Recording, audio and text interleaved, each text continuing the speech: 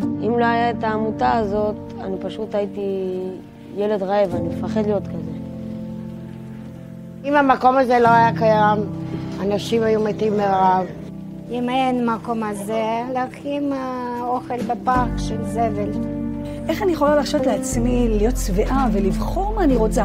שמישהו יהיה לו את הדבר הבסיסי, את הלחם חלב, את האוכל החם. אנחנו עומדים כבר מעל 5,000 מנות בחודש.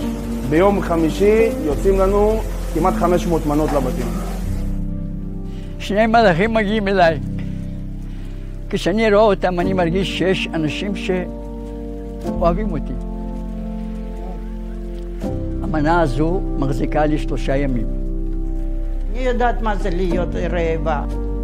מבחינתי מכמו מלאכים. פעמיים בשבוע אנחנו מחכים לזה, המצב באמת קשה. כשאני מגיע לבית של חבר שלי, ושאני רואה שההורים שלו מכינים לו אוכל, למה להם יש אוכל ולי אין?